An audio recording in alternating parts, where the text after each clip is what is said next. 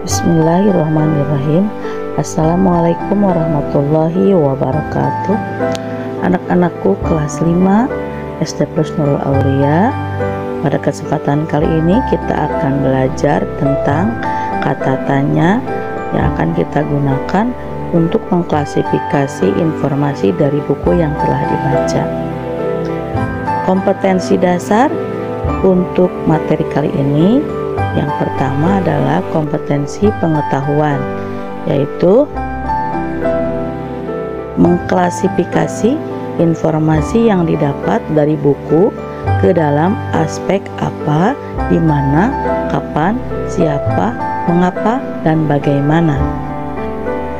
Untuk kompetensi keterampilannya yaitu menyajikan hasil klasifikasi informasi yang didapat dari buku yang dikelompokkan dalam aspek apa, di mana, kapan, siapa, mengapa, dan bagaimana menggunakan kosakata baku.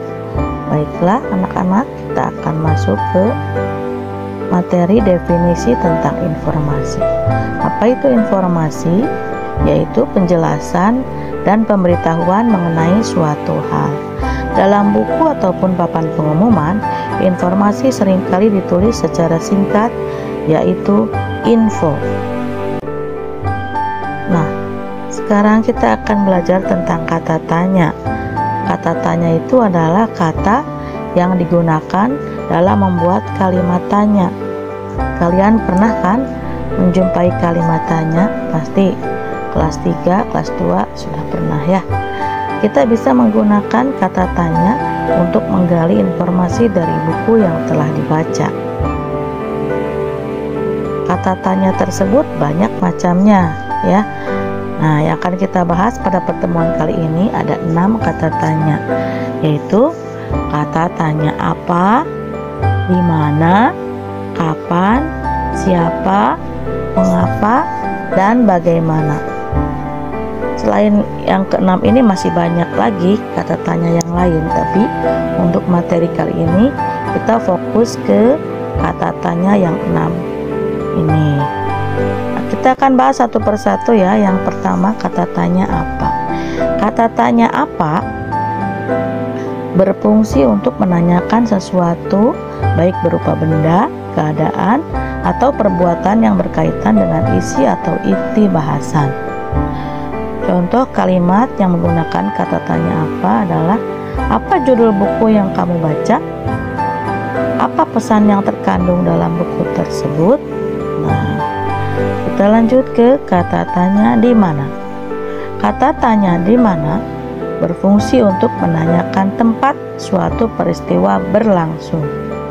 Contoh kalimatnya adalah: di mana tokoh utama dilahirkan? Di mana tokoh utama diculik? Nah, untuk selanjutnya ada kata tanya kapan. Kata tanya kapan berfungsi untuk menanyakan waktu terjadinya suatu peristiwa. Contoh kalimatnya adalah: kapan tokoh utama diculik oleh penjahat? Kapan tokoh utama melarikan diri?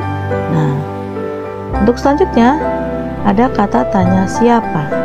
Kata tanya siapa berfungsi untuk menanyakan pelaku yang terkait, tersangkut, atau turut serta dalam suatu peristiwa atau kejadian. Contoh kalimatnya: siapa yang menculik tokoh utama dalam cerita tersebut? Siapa yang membesarkan tokoh utama dalam cerita tersebut? Untuk selanjutnya ini kata tanya mengapa. Kata tanya mengapa digunakan atau berfungsi untuk menanyakan alasan atau sebab sebuah peristiwa terjadi. Contoh kalimatnya: mengapa tokoh utama dalam buku tersebut berubah menjadi jahat? Nah, gitu ya. Yang terakhir adalah kata tanya bagaimana. Kata tanya bagaimana berfungsi untuk menanyakan cara atau proses sebuah peristiwa berlangsung, serta untuk menanyakan keadaan atau kejelasan suatu hal. Contoh kalimatnya: bagaimana akhir hidup tokoh utama dalam buku tersebut? Nah, demikianlah materi kali ini.